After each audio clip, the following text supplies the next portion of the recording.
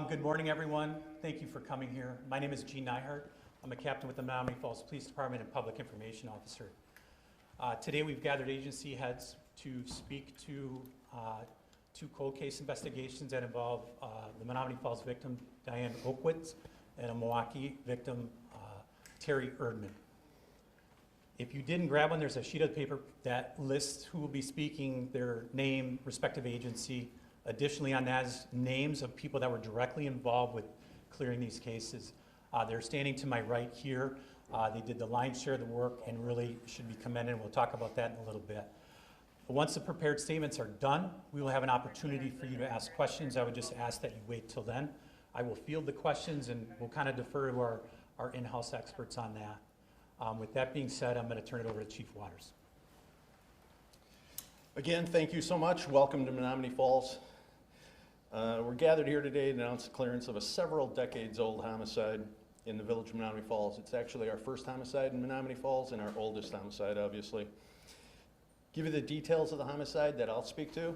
It's on Thursday, November 3rd, 1966 at about 5:10 p.m. Diane Oakwitz, who was 19 years old at the time, was found deceased in the shop area of Kenworth Manufacturing, located at N56 W1377 Silver Spring Drive in the village of Menomonee Falls. Diane Oakwitz was one of approximately 25 employees at the business. Her shift ended at 4:30 p.m. every day. She was the only employee after 3:30. All the other employees left at 3:30. After her shift, Diane was supposed to pick up a friend in a nearby business in Menomonee Falls, and the two would drive home. She never showed up, so her friend got a ride back to Kenworth Manufacturing and saw her vehicle present. Eventually, fellow employees came back to Kenworth Manufacturing, and they made entry to the building and found Diane deceased. Diane was laying face down and stabbed approximately over 100 times. An autopsy was performed and the cause of death was ruled as excessive blood loss due to multiple stab wounds. The Menomonee Falls Department's investigation included collecting evidence from the victim, and that would later prove a key role in solving this crime through advancements in DNA science. Numerous persons of interest and potential suspects, approximately 20 to 30, have been identified throughout the past 50 plus years. Detectives assigned to this investigation have pursued those leads and oftentimes received DNA samples, hair samples, and/or fingerprint cards from those persons to be sent for analysis. The Menomonee Falls Police Department has continued to work this unsolved homicide for the past 56 years. It has always been our goal to solve this case. We've always had a detective assigned to this case. From the initial officers to the detectives investigating this case, our goal was to identify the person who murdered Diane Oakwitz. Our latest primary investigator is Detective Chris Bellows. We followed up on every lead and investigative avenue. This included keeping up with the advancements of DNA analysis techniques. In January 2001, the suspect's DNA profile was uploaded to the CODIS database with no investigative leads. In March 2020, the Wisconsin Crime Lab developed a YSTR profile to be utilized to conduct familial DNA search within CODIS. The familial DNA search in CODIS resulted in no investigative leads. In December of 21, detectives of the Menomonee Falls Police Department and detectives of the Milwaukee Police Department submitted a joint request to the Wisconsin State Crime Laboratory requesting the profile developed from the Oakwitz case be used for comparison to several Milwaukee cold cases. With the assistance of the FBI, the Wisconsin Department of Justice, and the Milwaukee Police Department, Detective Bellows and the investigative team utilized commercial genetic testing to locate distant relatives of the suspect. After countless hours of investigation, a search warrant was obtained for an exhumation.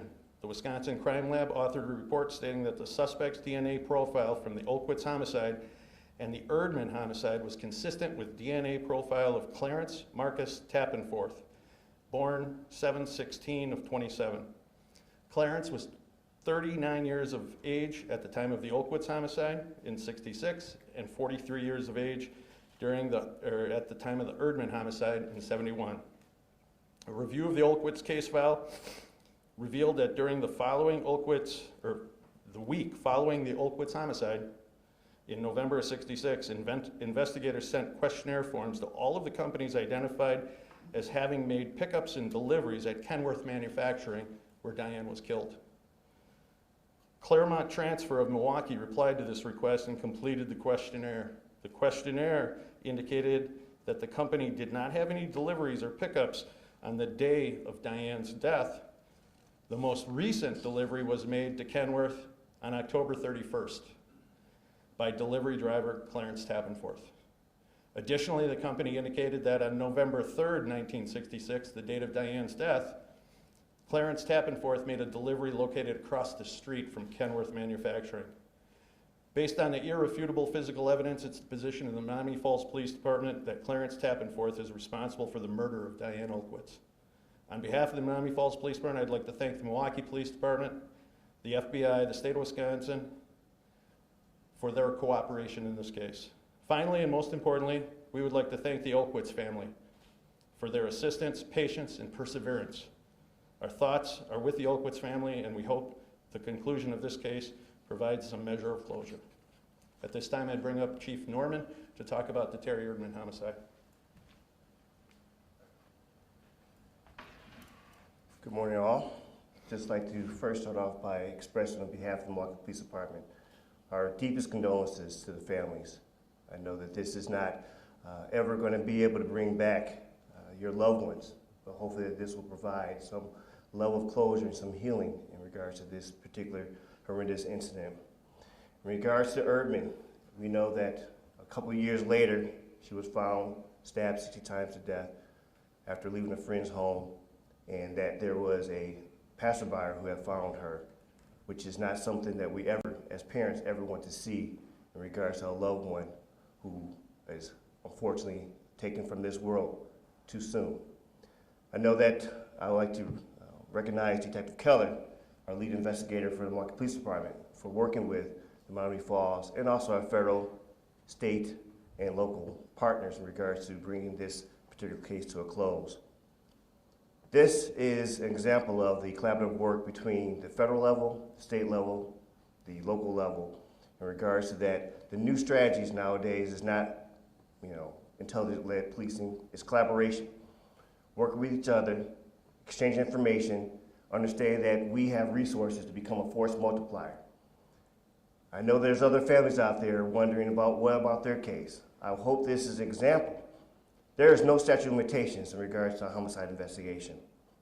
We will work on it, whether it's 5 years, 10 years, 70 years, to bring closure, to bring a resolution to these most heinous crimes.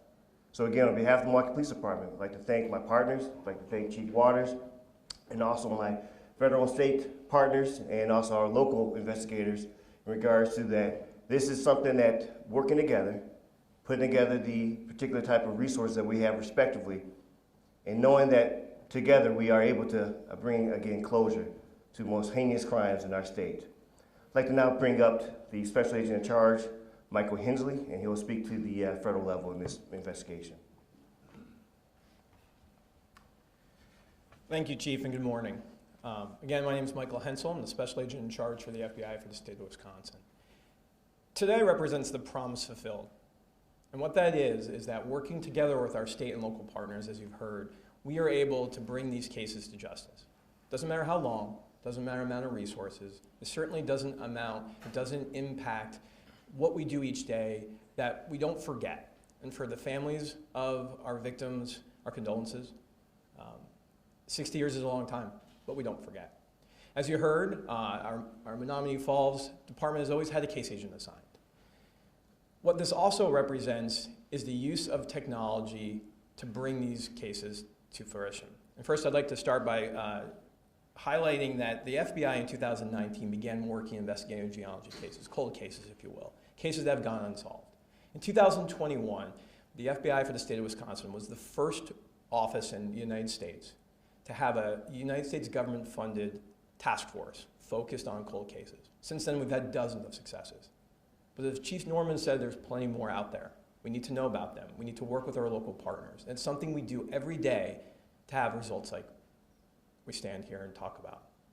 I specifically want to highlight our case agent, Mary Davison, who runs our investigative genealogy task force, our cold case task force out of the FBI with our state and local partners, DCI, Green Bay PD is a member of that as well. And it's something we look to expand so that we can focus on bringing these cases to fruition. There's no easy way when a subject or a subject goes unknown, or that we have victims that we can't bring resolution to the families. It takes time. This technology is the next generation of ability to use DNA to identify leads. And that's what this is. We use this advanced DNA to figure out where should we be looking. Look at old cases. It really has progressed over the last 20 years, our ability to do this. And it shows that if you are perpetrating a crime, it doesn't matter when or where. And it may not be something we can solve right away, but it's something that in years to come, it's something that we'll continue to focus on. From a federal government standpoint, we can't do this without our local partners. What we do is bring resources. We have about 250 employees in the state. We have 6 offices. So we're here to provide a resource to the state of Wisconsin. So with that, I'm going to turn it over to Attorney General Call.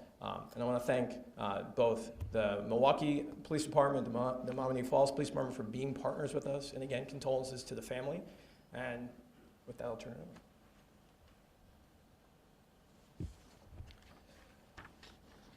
over. Well, first, thank you to the Menomonee Falls Police Department, to our other partners who are here, and to everybody who's in attendance today. I would like to add my condolences to the Erdman family and the Olkwitz family. These were terrible, terrible crimes that impacted not only the victims, but the family members who have waited for decades for justice in this case. And it saddens me that the person responsible wasn't able to be brought to justice while he was alive, but I'm glad that we were able to bring closure to this case through the relentless effort of investigators and scientists to ensure that the person responsible was identified. At DOJ, I'd like to mention some of the folks who were critical to making this case, to getting the result we did. First, Patricia Dabrowski at our state crime labs, thank you for your work. Neil McGrath, Senior Special Agent with our Division of Criminal Investigation, and the Wisconsin Statewide Intelligence Center for the critical role that it played in helping to solve this case. DCI joined the team to help solve these cases in 2021. Our crime labs have actually been involved in this since the very beginning, more than 50 years ago. And to be able to see this to its conclusion is really remarkable. So thank you to not only the individuals I mentioned, but to our Division of Criminal Investigation, as well as our Forensic Sciences Division, and all of our partners who were part of this work. Investigators were able to finally link a suspect to these 2 homicides by means of a relatively new investigative technique, forensic investigative genetic genealogy. This technique combines genetic testing with traditional genealogical research to generate investigative leads in unsolved violent crime cases. It's important to note that forensic investigative genetic genealogy is only used as an investigative lead. It's similar to when we receive an anonymous tip and follow up on the information that's received. It can help to focus law enforcement in a particular direction.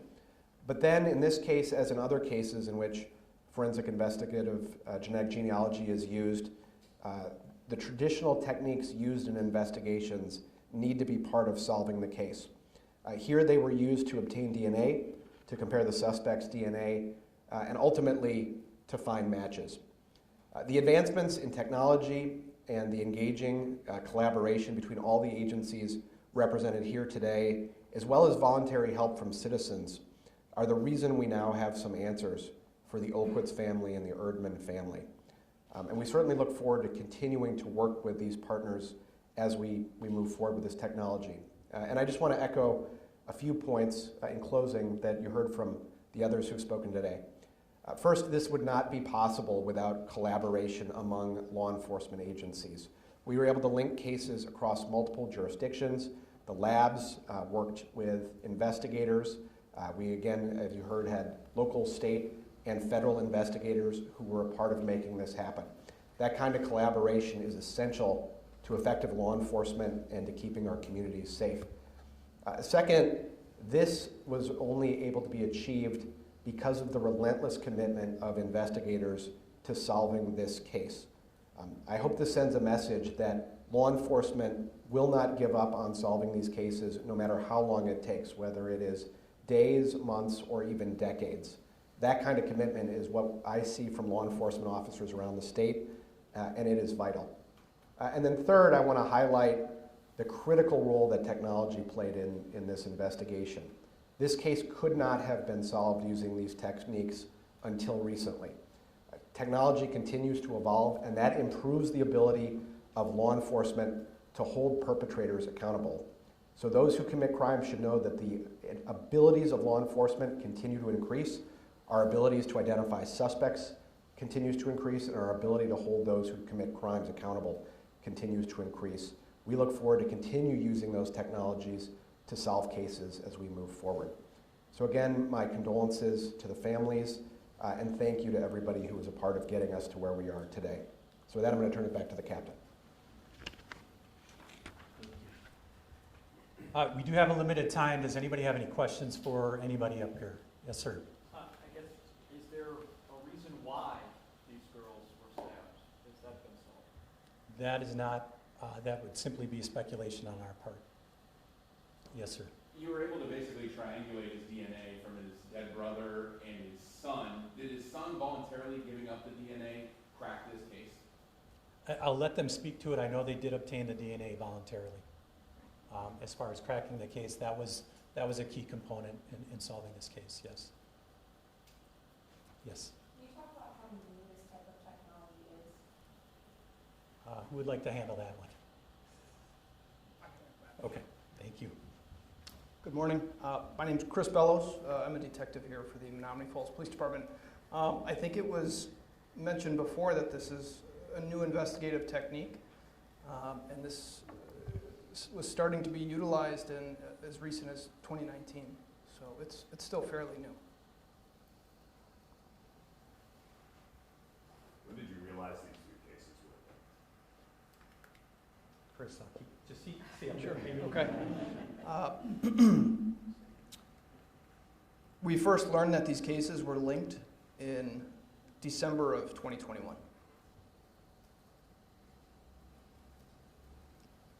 Go ahead. Come back to me, sorry. Sure. Is there any reason to believe that there may be other victims that this man could have done this to, other people that are still unsolved? As of today's date, we have evidence that can definitively link Diane Olkwitz and Terry Erdman's cases together. Our investigative team is going to continue to work with other agencies that have unsolved homicides from that era and assist them in any manner that we can. And obviously it's our goal to potentially identify any other cases that may be linked to Clarence Tappendorf. Go ahead.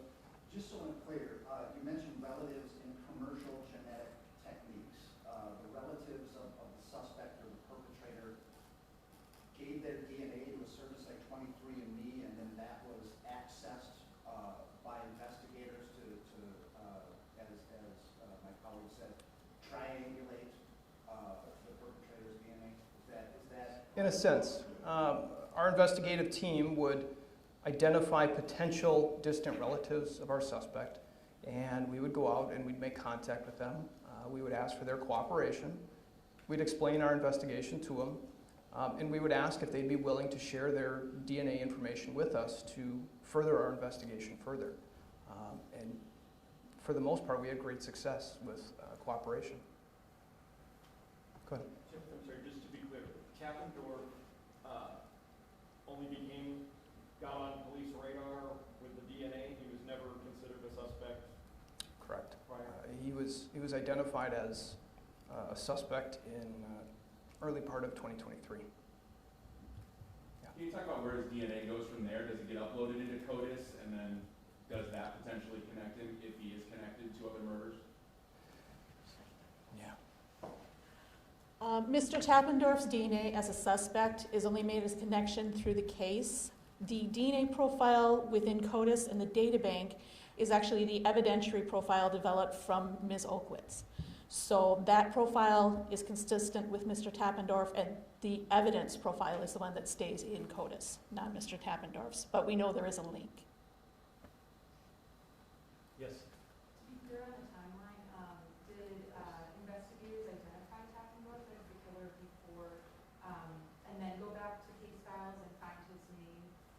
in those questionnaires in the initial investigations? Chris, you can speak to that. I believe it was a simultaneous. It was, as the captain said, simultaneous. So once we identified Clarence Tappendorf as a suspect, we submitted the DNA to the crime lab for analysis. And then in the meantime, because we had to wait some time, we went back and we started reviewing the case file looking for his name. If there's no other questions, this concludes our news conference. We again send our condolences out to the Olkwitz and Erdman family, and thank you for being here to help provide this information and share with the community. So thank you very much.